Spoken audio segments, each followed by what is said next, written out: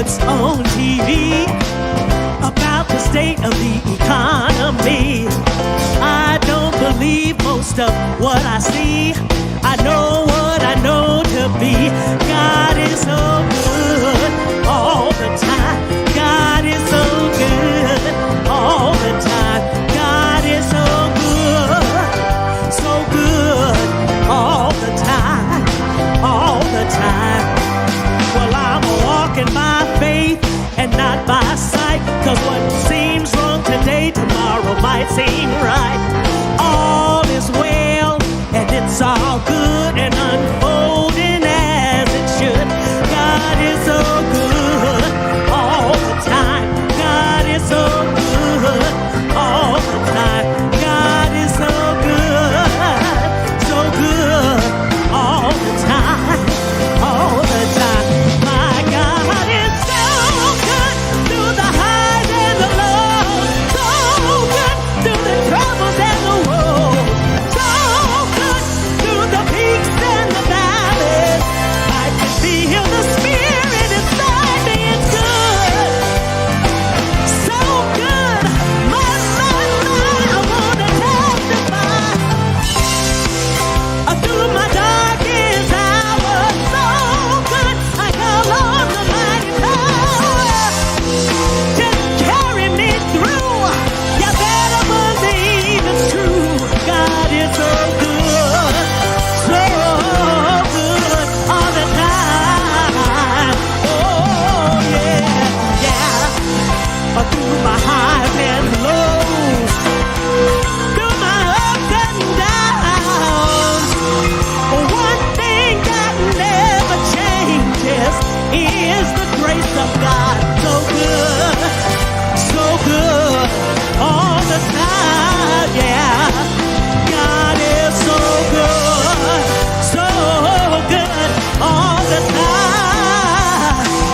God is so good, yeah, so good all the time.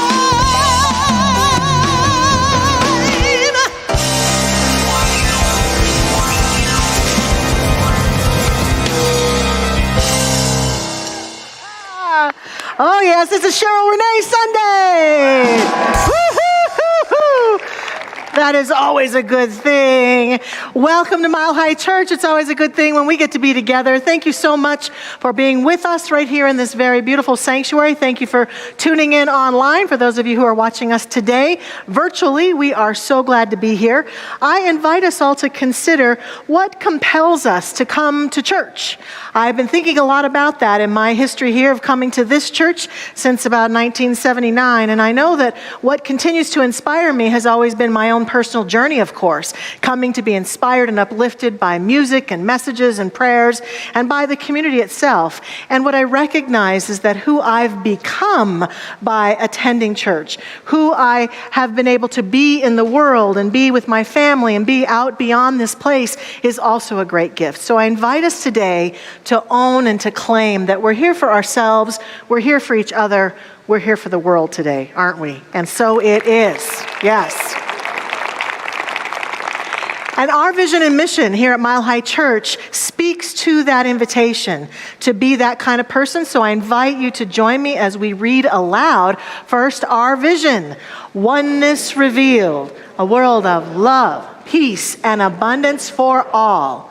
And our mission, to serve as a spiritual beacon for personal empowerment and global enlightenment. What a joy it is to remember these things and to feel them as we speak them and affirm them together. And we step into a time now, a very sweet part of our service, where we get a chance to pray together, to sing together. So we're going to sing a song, we're going to have a few moments of silence, and it's a Dr. Patty prayer day, so let's move within, yeah.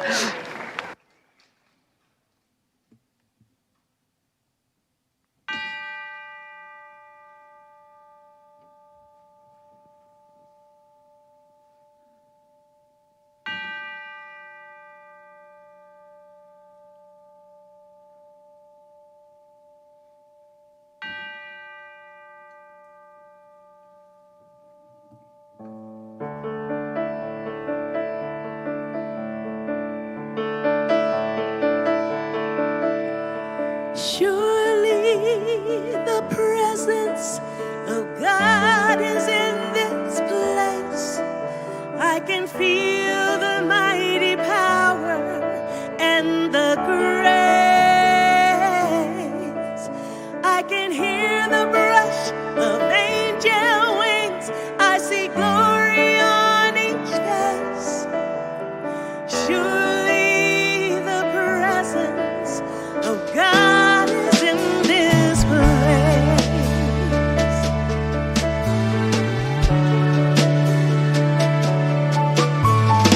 Surely the presence of God is in this place. I can feel the mighty power and the grace. I can hear the brush of angel wings.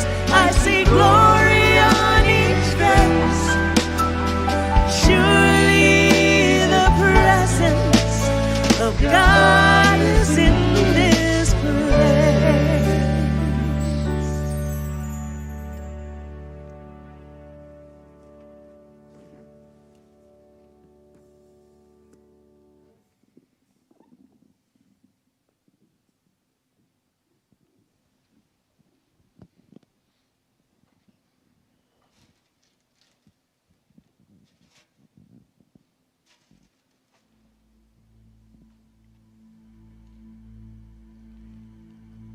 So we salute the silence. Be still and know. For the silence, it has been written, is the language of the infinite, of Almighty God.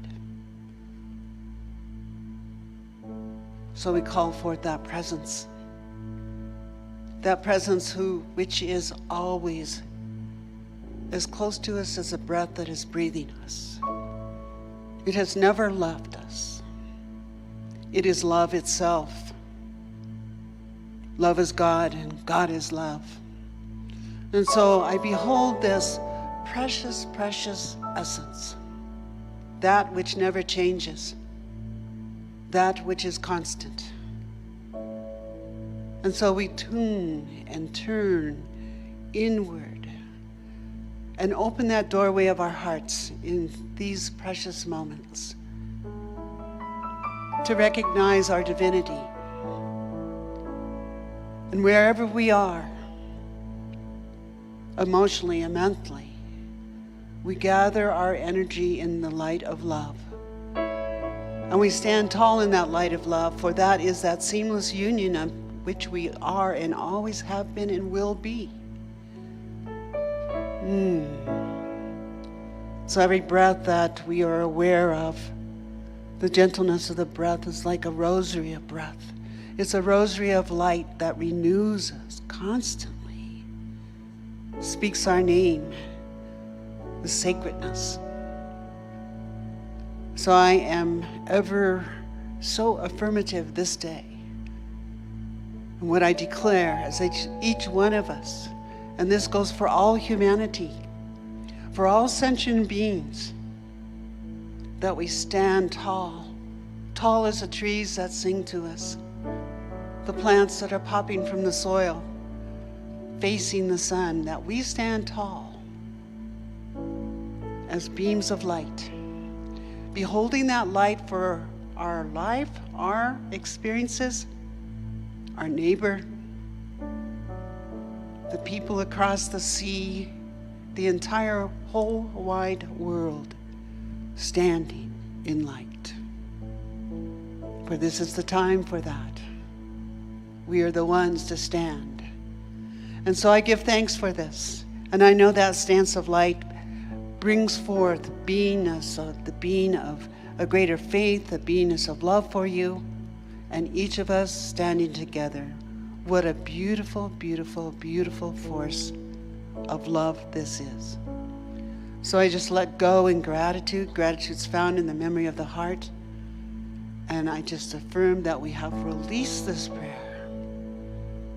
It's part of the allness of life, and it is manifested here and now. And wherever you are online or present here in this beautiful dome of love, let us affirm together, and so it is. us. Amen.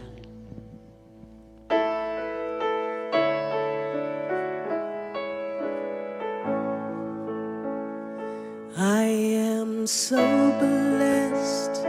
I am so blessed.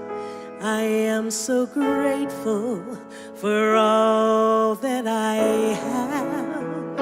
I am so blessed. I am so blessed. I am so grateful. I am so blessed. I am so blessed. I am so blessed. I am so grateful for all that I have. I am so blessed. I am so blessed. I am so grateful. I am so blessed. I am so blessed. I am so blessed. I am so grateful for all that I have. I am so blessed. I am so blessed. I am so grateful. I am so blessed. I am so grateful. I am so blessed.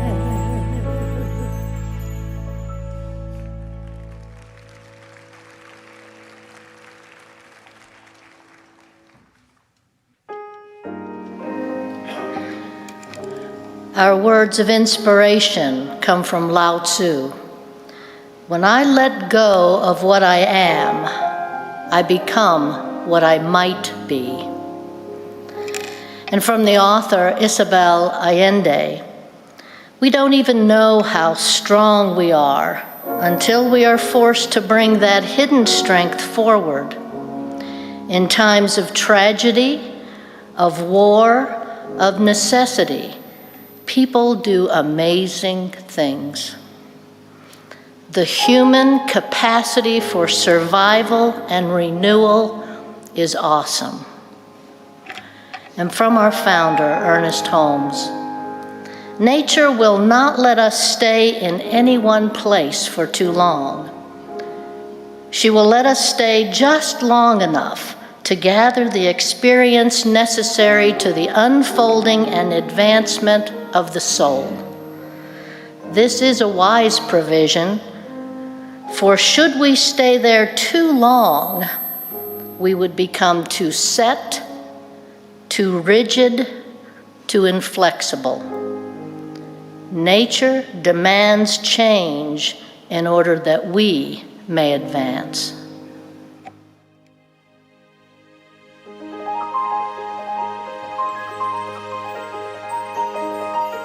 Rivers belong where they can ramble. Eagles belong where they can fly. I've got to be where my spirit can run free. Gotta find my corner of the sky.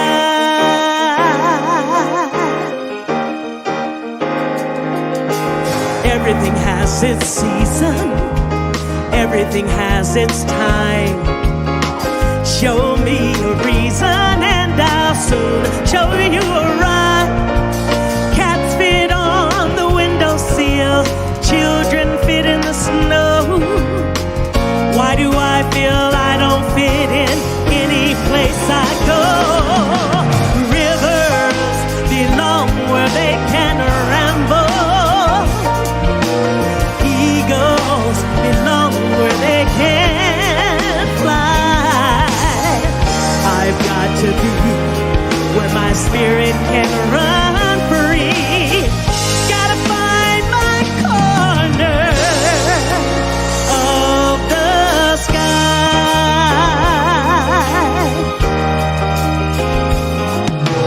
Every man has his daydreams. Every man has his goals. People like the way dreams have of sticking to their soul.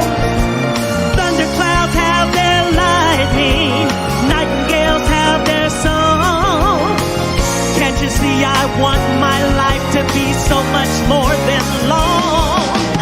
Rivers belong where they can ramble. Eagles belong where they can fly.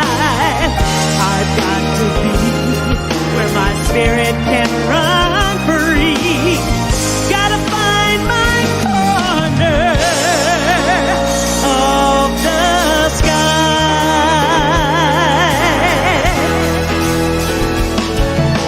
So many men are destined to settle for something small.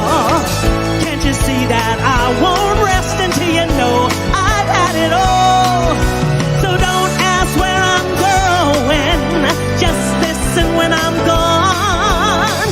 Far away you'll hear me singing softly to the dawn. That rivers belong where they can ramble. Eagles belong where they can fly. I've got to be where my spirit can run free. Gotta find my corner. Gotta find my corner. Gotta find my corner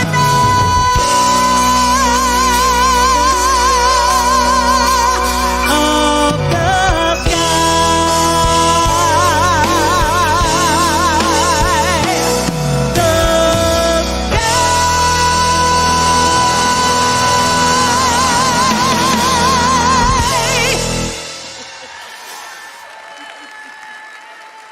The Thank you. Thank you so much. Oh, Cheryl, that was amazing. Thank you so much. Oh, my goodness. Thank you, thank you. What a beautiful song. Cheryl Renee, our wonderful band, Kent Rautenstrauss, Rob Lowe, Mike Marler, and Bijou Barbosa. What a blessing. What a blessing it is. That is a beautiful song. I love that song from the musical Pippin because it represents Pippin in a moment of divine discontent, deciding to head off into some direction to really find the corner of the sky where he belongs, to live out his faith in his life. And that's what we're talking about today. We're doing our Spring Renewal series, and the theme of the series is bloom. And today we're talking about a new faith, the opportunity to deepen and renew our faith in life and in ourselves. About 15 years ago, I was married to a wonderful man named Brad, and he was taking care of our yard and the plants in our yard, and there was this beautiful, abundant green plant that was just outside of our bedroom window that I spent a lot of time looking at and meditating upon. It was growing on a trellis. And one day as I left for work, Brad said to me, "I'm going to trim back that plant a little bit. Some of the flowers are getting a little brown, and I think it needs a trim." And I said, "Great." And I came back from work and he had cut every leaf off of that plant. That's why we are no longer married. No, I'm just kidding. But it shocked me. I was stunned to come home and find my sacred, beautiful plant completely decimated and cut so far back. And I couldn't believe that this is what had happened. And I feel like this is what happens to us in life sometimes. That we're just going along, living our life, doing our thing, living just fine. And suddenly something in life like cuts back, dramatically at times, what we're experiencing. Conditions, circumstances suddenly disappear. Things that we thought we could count on forever suddenly are no longer there. People that we thought would be here forever with us are gone as they move away or they move on to the next life. Things change rapidly and in a fast experience that sometimes can catch us for a loop because we weren't expecting it. We watch as conditions in the world shift and change, as nature takes its course, and sometimes a storm, a tornado, a hurricane, some activity of nature will sweep through a town or an area, and suddenly everything that was there is swept away, and people are swept away, and lives are changed. And of course, we see things that are happening like in Ukraine right now. They're happening in other parts of the world, but all over our screens right now we are seeing the devastation of towns that once were thriving being devastated with violence, and people having to flee by the millions from their homes and start a completely different life. We see that life can sweep through our experiences and change things forever.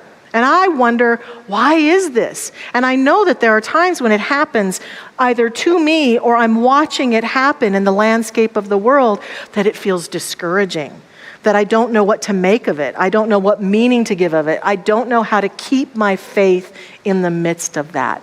And I want to talk today about how it is we can keep our faith. Our founder, Ernest Holmes, talks a lot about how life is a circle of evolution. He says, we believe in an eternal upward spiral of existence. This is what Jesus meant when he said, in my Father's house are many mansions. And in the midst of this kind of experience of life sweeping away, I read what our founder said, and I just feel even more skeptical and discouraged. Like, what does he mean by that? Am I going to have to live through that the rest of my life with things being swept away like this? And I think the answer might be yes.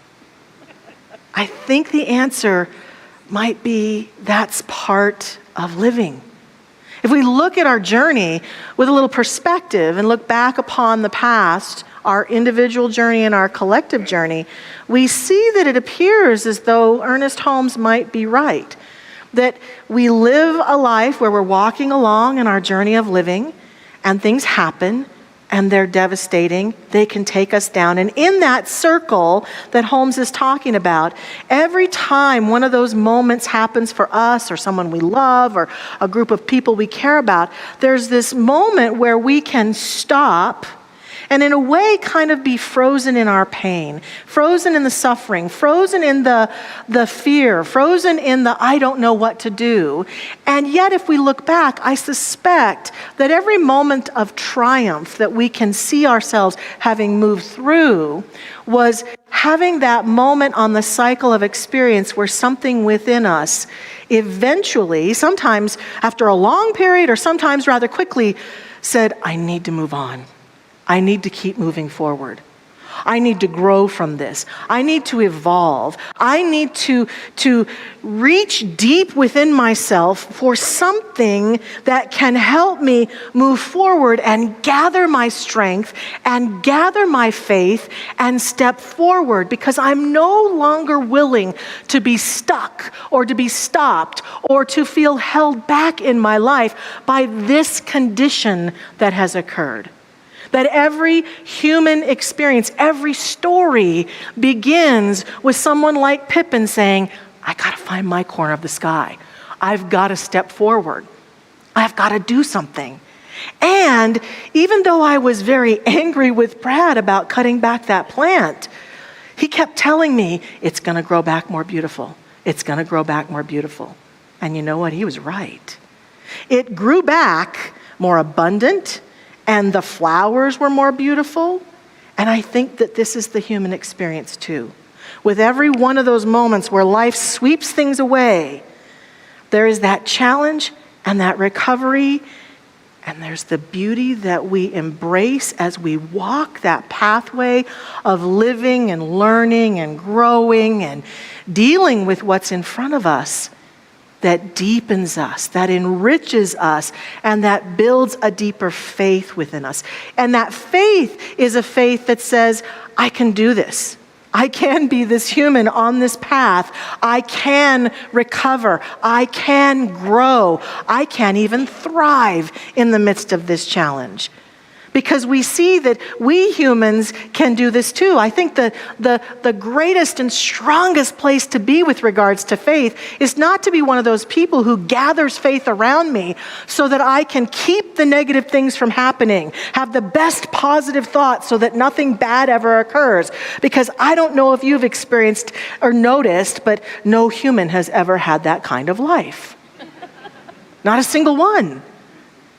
Rather, I think the faith that we're seeking to experience through this cycle is no matter what occurs, there's a strength, there's a fortitude, there's a power, there's a wisdom within me that can move through it, be with it, and can transcend and be triumphant in it. There was this beautiful meme I found a number of months ago online.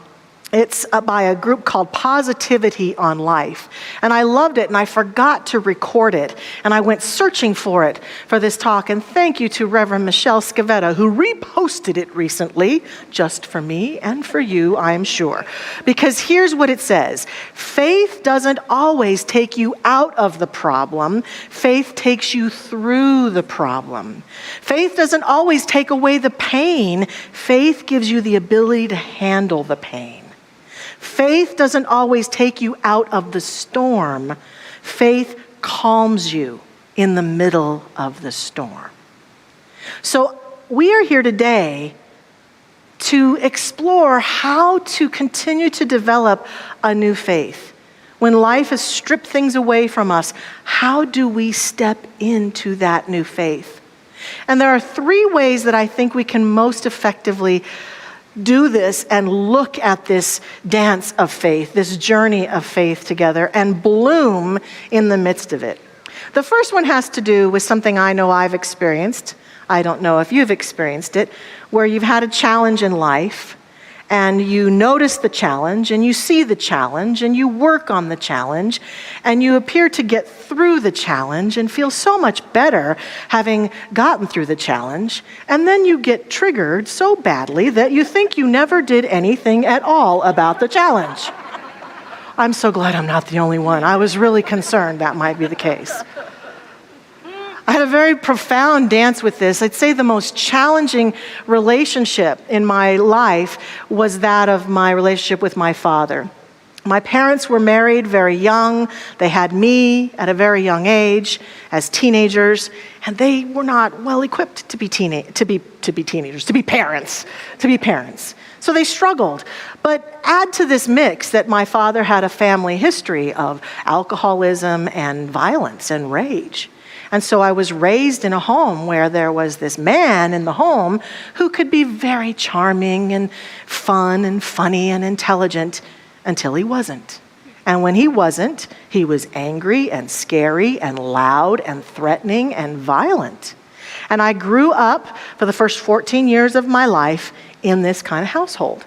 And what I noticed is that I protected my brother and sister to the best of my ability from this anger and rage. But what would happen to me when he would start to go into that mode is I would just freeze. Everything about me would just freeze. I couldn't speak. I didn't want to move. I would just freeze until it passed, hoping that it would pass. And when I came here and discovered a teaching and discovered a faith that could help me to deal with the pain of that past and the trauma of that, it was a brand new day for me. And I, as you know, many of you who've been around for a long time know that I jumped into classes and did everything I could here in this community to support myself in healing. I had a practitioner. I got prayer support every chance I could. I worked on myself diligently, and I went to therapy, and I did group therapy, and I did everything I could. My mother supported me to get as healed as I possibly could, and I was walking through my life as a young adult thinking, I got this handled. I did it. And I was seeing the results of it in improved relationships. I was seeing the results of it in improved self-esteem and confidence in my life. And then one day, one day, I went to run an errand for my mother, and I walked into a building, and I didn't think anybody else was there, and I walked into a room where a male therapist, was working with someone, and I startled the two of them, and the therapist got up and started screaming and yelling at me, just like my father used to. And I froze. I froze to the same extent that I had frozen as a child. And I remember closing the door and walking away and thinking, I haven't healed anything. I thought I healed it all. And I came back here to this place of respite, and I went to my practitioner, the beloved Sadie Turtelot, and I talked with her about it. And Sadie helped me see that in this cycle, this spiral of life that Holmes talked about, that there's always the opportunity to deepen in our healing. And so what I discovered is that our heart, our soul, our healing journey can be like layers, like an onion. When I say that, I think of that cartoon character Shrek, who used to say, ogres are like layers. You know, the layered effect happens in the healing journey, that we walk a path of healing and we feel the smoothness of it, and underneath there still may be more work to do, and that we're not broken, defective, or faithless, or useless. Nothing's wrong. If in that journey of healing, we get triggered every once in a while, that what I learned from that incident, and what I learned from Sadie, and what I learned through doing the work, is that it was a call from my soul to continue becoming the faith-filled being that I was wanting to be in the world. It was a call to deeper forgiveness. It was a call to a deeper walk in faith. And I, thanks to her support, met that opportunity and did deepen that faith, to the extent that the next time I saw my father and he started to try to bully me, I wasn't mean to him, I wasn't rude to him, but I was clearly a new person. I had a new faith in myself that could say, no, you will not speak to me that way.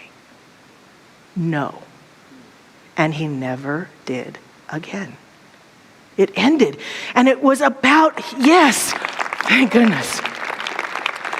It was about that claiming of faith in myself, faith in my journey.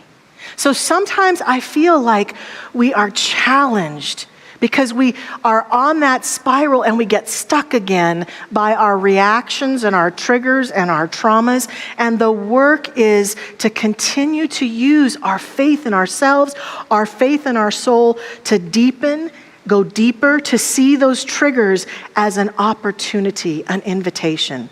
The solution here is self-compassion.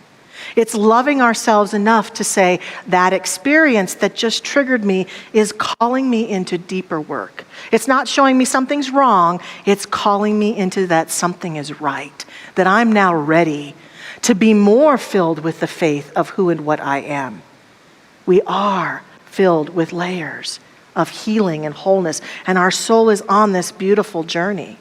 The second realm of this faith that we can walk in, this new faith, is that if we can continue to have faith in ourselves through those moments, we can also foster a deepened faith, a new faith for ourselves through the seasons of living, through the things that shift and change about life. As conditions change, as we grow older, as things happen, as the discoveries and the things we used to do, we no longer feel called to do, can't do, won't do, don't want to be about anymore, to feel that and be with that and use those moments and accept that life is filled with seasons. We are fortunate to live in Colorado where we get to see the 4 seasons very clearly, sometimes all in one day. Right? So nature is inviting us constantly into this awareness that things will change. And as the winter unfolds here in Denver, to be with it and to enjoy the beauty of it, all the while, of course, having the faith that spring is going to come. And when we embrace this kind of faith, we know that the seasons of our life bring us renewed opportunities to move forward in new ways. and to change and transform with that which arises in our experience. Recently, I didn't really watch a lot of the Winter Olympics in Beijing, but there was one little soul who captured my attention, and that was Michaela Schifrin. This world-class skier, young woman who I could recite her skiing accomplishments, and it would take the whole rest of my talk here, because she's got gold medals in previous Olympics and all sorts of championships. And here she is on the slopes in Beijing. This young woman is skiing, and she can't get anything right. She's falling on her runs. She's running over the flags, which I guess is not very good in that sport. She was completing races, but she couldn't get credit for them because she'd either fallen or made so many mistakes, she couldn't get credit for them. And there were images of her on television during the Olympics just crying and saying, I don't know what's going on. But still, what I was so taken with was her faith in herself, her faith in her training, her faith in there's some meaning in this for why I'm here doing this right now, some willingness to accept that what she was experiencing was showing her there was potentially a change that needed to happen in her life. Whether it was changing how she did her sport, changing how she did her training, or changing what she was doing altogether. We will see what unfolds for Michaela, but what was so clear for me was her willingness to stay in her faith about herself, even when she faced such huge, spectacular, widely shown failure. Most of us, our failures that happen, they don't get put on TV every night for people to see, but we still feel so frustrated about them. And some of them come because they're calling us to have a new faith in ourselves to possibly make a change, to have a change occur in our life. The solution for this one is self-compassion. Oh wait, déjà vu, I already said that. But the truth is they're all self-compassion, aren't they? This whole dance of faithfulness is an ongoing invitation for self-compassion and self-love and listening to the seasons, non-resistance to when it's time to do things differently, for when it's time to make a change, for when it's time to let go, for when it's time to move forward. And speaking of moving forward, the next part of building a new faith comes in those times when we consciously choose to make a change and move forward in our life in some meaningful way. What we get to know and accept, and I suspect what we've all experienced throughout our life when we've made a choice like this, is that there will be obstacles. There will be things that don't go as expected. There will be moments when life gets in the way. There will be moments when we deepen and we're successful. There'll be moments when we have triumph. There'll be moments when we don't. And sometimes in that circle of becoming and living on our faith, we will stop and be fearful about making a meaningful change for fear of failure, for fear of even success at times, for fear in general. What if? While all the while, our soul is calling us to move forward. And so a building of a new faith, a blooming of faith into being, is hearing that call and taking that step. The great Martin Luther King Jr. said, faith is taking the first step even when you don't see the whole staircase.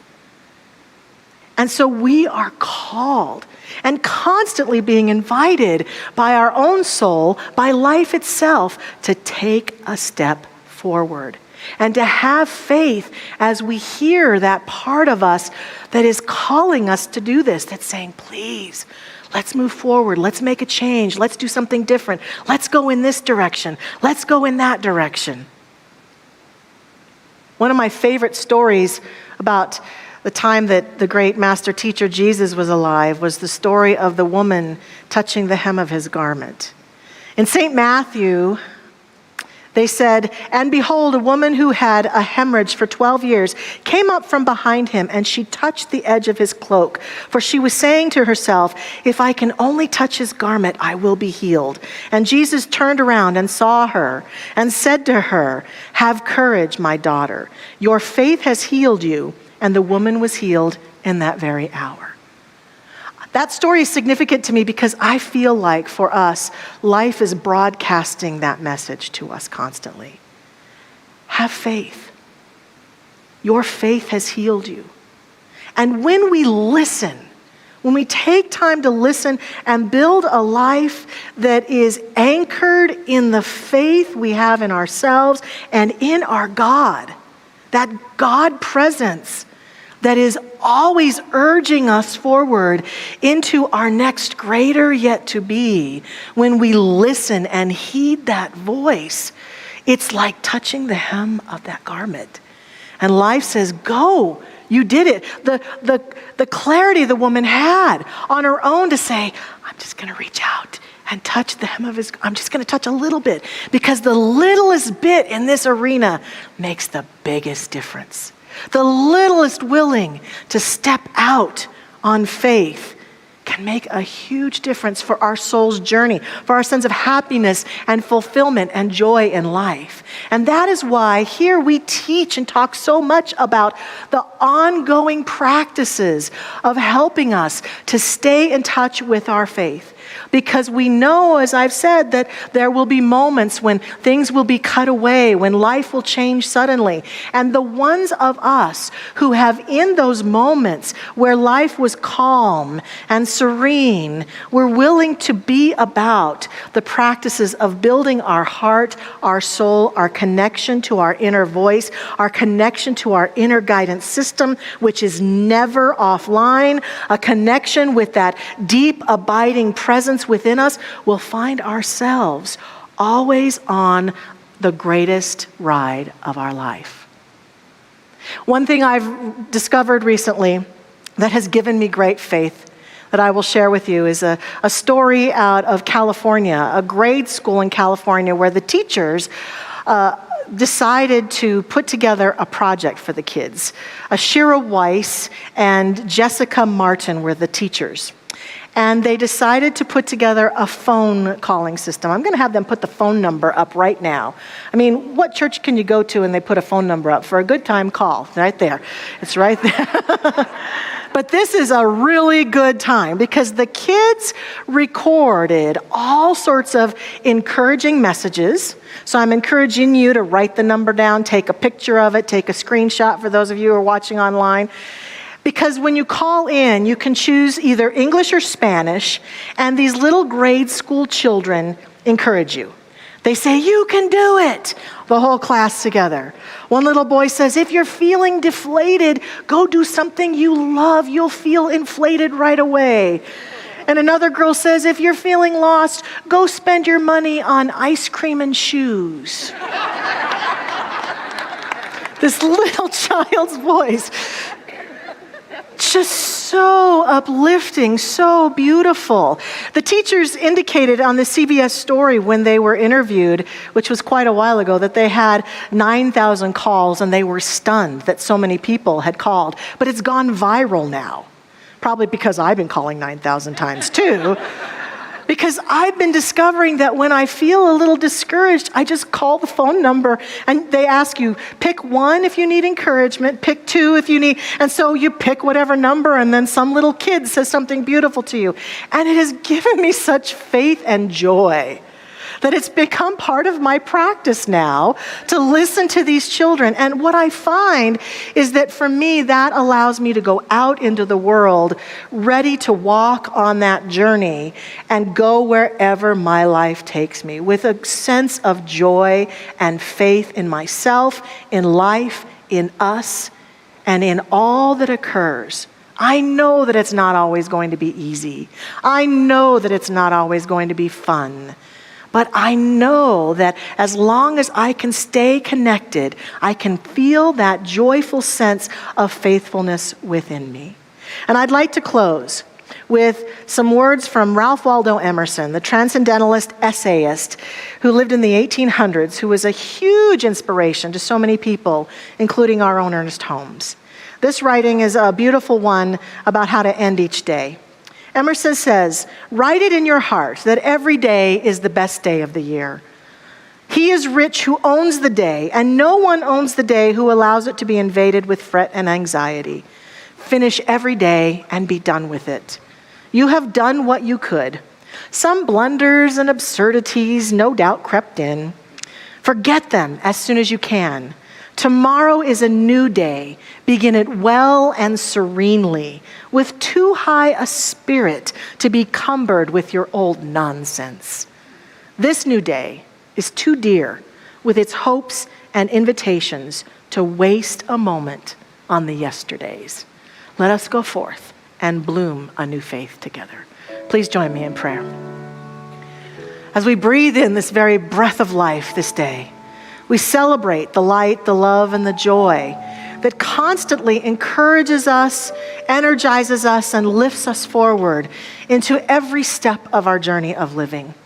We feel the support and the love that is the God presence. We feel that spiral of living that we have been walking on for eternity. And we feel that sense of security and faith that has led us right to this point right here, right now.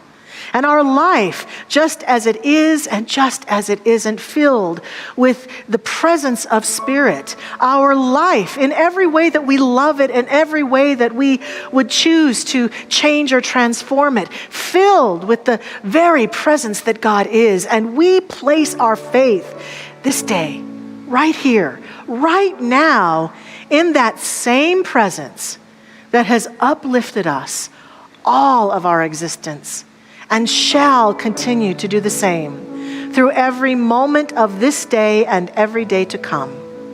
We place our faith in it, for we recognize that in every moment we've had, a new faith in ourselves has emerged as we've been triumphant, as we've learned, as we've grown, as we've become experts at being alive.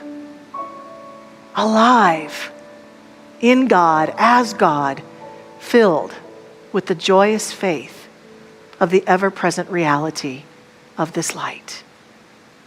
And so we surrender this truth now into the action of that law that makes it so. We let it be, we let it go. It is done, and so it is. Amen. Rivers belong where they can ramble.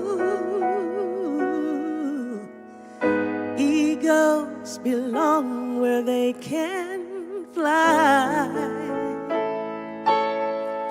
I've got to be where my spirit can run free. Gotta find my corner. Gotta find my corner. Gotta find my corner of the sky.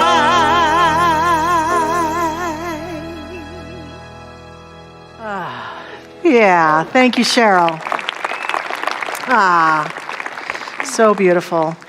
As we are stepping back into this beautiful sanctuary so abundantly, it's so great to see so many of you here. We want to acknowledge some of the people who support the elements of our service who are somewhat invisible. Oh, they're making themselves visible right now. Our wonderful production team, many of them are up there high in the sky on Sundays. So good to see you all. They're behind cameras. They're in our sound booth. Our wonderful sound manager there, Nathan Marshall. We are so blessed by all of them. And as we've been coming back into this space, being together, learning so much from being away with the pandemic, we are discovering that sometimes in this room, we're finding some of the sound to be a little intense for us. And so what we want to do is to discover what aspects of our service, so that our production team, who's of great service to us all, can make adjustments. We've been making adjustments, but we want to continue with that effort. And so if you're someone who's interested in giving us a little feedback over the coming weeks, from April 3rd to May 1st, we invite you to go to guest services on this end of the lobby today. Reverend Josh will be there. You can leave your email address, and we'll send out some surveys over the upcoming weeks for you to give us input about various aspects of the service and how it sounds in this beautiful sanctuary to you, so that we can continue to improve our efforts to make it feel wonderful and warm here. Now, remember that you need to be here on Sundays, because when you're at home listening, you can adjust your own volume, right? So it's those of you who know you're going to be here over the next few weeks, please go see Reverend Josh there. And we thank our wonderful sound and production team for all of their wonderful support of us. And we also have great ushers who are here in the room to support us this morning as we step into this time. Yes, let's acknowledge our ushers too. As we step into this time of sharing through tithes and offerings, we invite your continued support and upliftment through your tithes and offerings that come via texting. If you'd like to text to give, you can do that today. You can go to our website and make a contribution. You can send a gift in. The ushers will be passing the baskets here in a few minutes. And we also have containers out in the lobby if you'd like to leave a gift there. And we thank you for the ongoing abundance and support that you provide for our beautiful church. And now as we do this, let's say our affirmation together. Please say with me: divine love as me blesses and multiplies all that I am, all that I have, and all that I circulate. And so it is.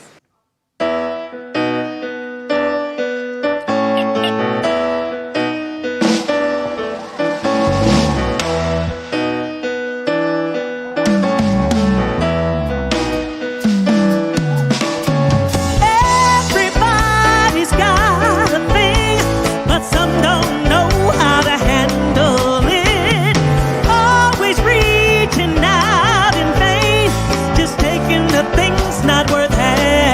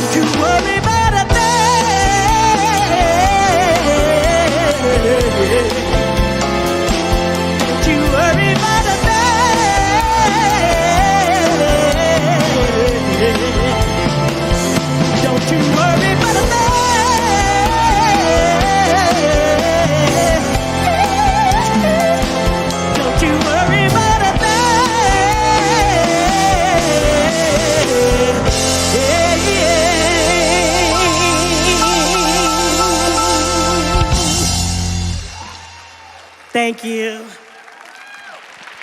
Thank you, Cheryl and the Mile High Band. What a great morning we've had, wouldn't you agree? Woohoo! We're back. I am just wanting to remind you, if you are new to Mile High Church, I would like to invite you to come to our Welcome Center.